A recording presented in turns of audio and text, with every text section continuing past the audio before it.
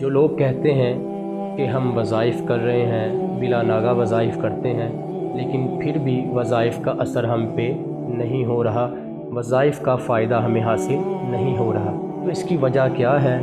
کون سی ایسی کوتاہیاں ہیں، کون سی ایسی کمیاں ہیں جن کی وجہ سے یہ وظائف اثر انداز نہیں ہو رہے؟ وہ آج ہم انشاءاللہ تعالیٰ آپ احباب کے سامنے بیان کریں گے۔ سب سے پہلی بات یہ یاد رکھیے گا کہ یہ وظائف ہمیشہ اثر انداز ہوتے ہیں، ان کی طاقت ہے، ان کی پاور ہے۔ یقیناً ہم میں ہی کمی کوتاہی ہو سکتی ہے، ان وظائف میں، یہ قرآنی وظائف میں، ان مسنون وظائف میں کوئی کمی کوتاہی واقعہ نہیں ہو سکتی۔ میں 4 ایسی کمیاں کوتاہیاں آپ احباب کے سامنے رکھوں گا کہ جن کی وجہ سے ان لوگوں پہ وظائف اثر انداز نہیں ہوتے۔ پہلی کمی کیا ہے کہ ہم لوگ چوکدہ بازی کو پسند کرتے ہیں۔ جو لوگ، کوئی معالجین اگر کوئی قرآن و حدیث سے وظائف دیں تو یہ جو ہے متاثرہ بندہ ہے، یہ سمجھے گا یہ قرآن تو میرے گھر میں بھی موجود ہیں، ہمارے بچے بھی پڑھتے ہیں، ہمارے امام صاحب بچوں کو پڑھانے آتے ہیں وہ بھی پڑھتے ہیں، تو یہ تو کوئی خاص انہوں نے عمل ہمیں نہیں بتایا، کوئی چلے نہیں ہمیں کرنے کے لیے بتائے، کوئی چیز جلانے کے لیے نہیں دی، کوئی تعویذات نہیں دیے ہیں، تو اس سے کیسے ہمیں آرام حاصل ہو سکتا ہے؟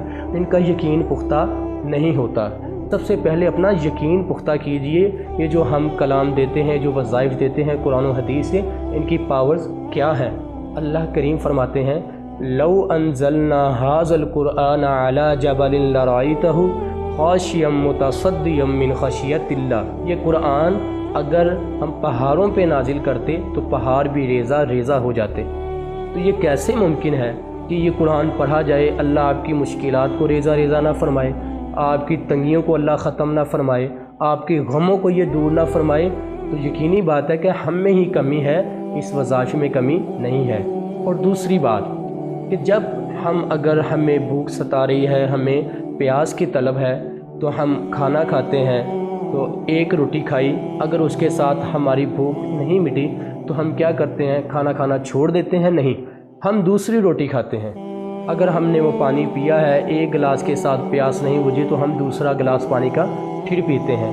اگر ہم گرمی میں آ کے بیٹھے ہیں روم میں، ہم نے فین آن کیا ہے، ہم نے اے سی آن کیا ہے، تو اگر ہماری گرمی وہ تپش ختم نہیں ہو رہی، گرمائش ختم نہیں ہو رہی، تو ہم اس کی سپیڈ بڑھا دیتے ہیں۔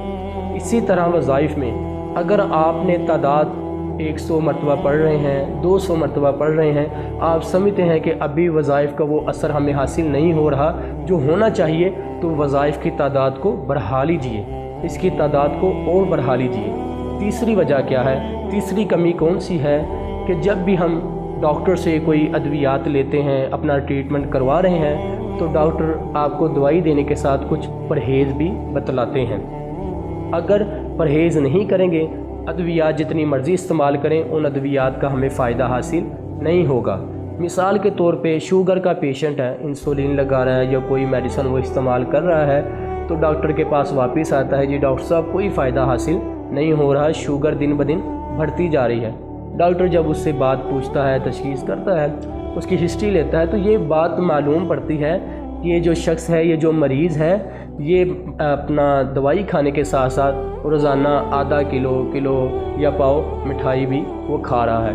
تو ایسے میں وہ کیسے دوائی اثر انداز ہوگی؟ ساتھ پرہیز ضروری ہے۔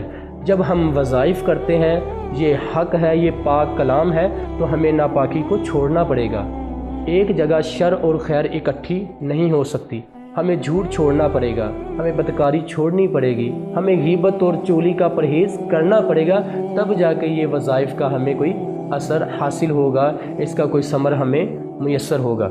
اور چوتھی سب سے جو مین وجہ ہے کہ جب ڈاکٹر آپ کو کوئی ادویات دیتے ہیں، کسی مسئلے کو لے کے، کسی پریشانی کو لے کے، کسی بیماری کی وجہ سے آپ کو اس نے ادویات دی، اور ساتھ اس نے بتایا جی یہ صبح و شام استعمال کرنی ہے، یا یہ صرف شام کو استعمال کرنی ہے، یا اس کا کوئی ٹائم ٹیبل وہ آپ کو بتلا دیتا ہے، آپ صبح والی شام کو کھائیں، شام والی صبح کھائیں، یا 2 وقت کی وہ دوائی ہے، آپ صرف ایک ٹائم میں وہ کھانا شروع کر دیں، اور پھر ڈاکٹر سے آپ شکوہ کریں جی دوائی کو اثر نہیں ہو رہا، تو اس میں کمی آپ کی ہے، ڈاکٹر کی یا دوائی کی نہیں ہے۔ جب ہم وظائف بتلاتے ہیں تو ہم کہتے ہیں جی یہ صبح و شام آپ نے یہ وظائف پڑھنے ہیں، تو یہ کیا کرتے ہیں؟ مجھے فون آیا کہ صاحب وظائف آپ نے بتائے ہیں لیکن ابھی تک کوئی آرام نہیں آ رہا ہے، بڑی دیر سے ہم کر رہے ہیں، بلا ناغہ کریں، کیا روٹین ہے بھائی؟ جی جیسے آپ نے کہا تھا پڑھتے ہیں، میں کہ صبح شام بتائے تھے پڑھتے ہو، جی شام کو تو روٹین سے پڑھتا ہوں، صبح کبھی پڑھتا ہوں کبھی نہیں پڑھتا ہوں، تو یہی تو وجہ ہے۔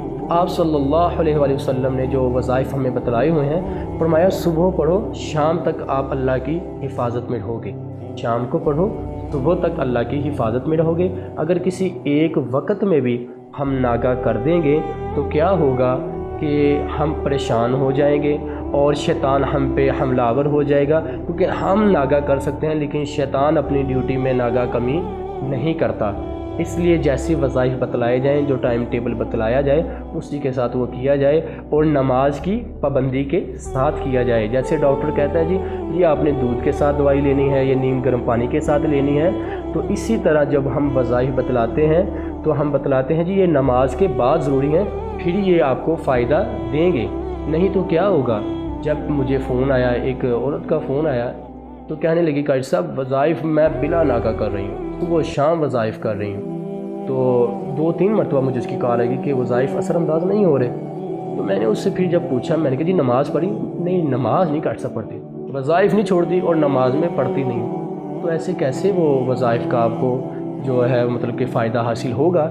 اس لیے آپ کو چاہیے نماز کے ساتھ وظائف کی پابندی کریں۔ اللہ کریم آپ کو انشاءاللہ تمام پریشانیوں سے، تمام بیماریوں سے، تمام تنگیوں سے اللہ آپ کو نجات عطا فرمائیں گے اور آپ کے معاملات اللہ آسان فرمائیں گے۔ اللہ سے دعا ہے کہ اللہ کریم آپ کو میرا حامی و ناصر ہو۔ السلام علیکم ورحمۃ اللہ وبرکاتہ۔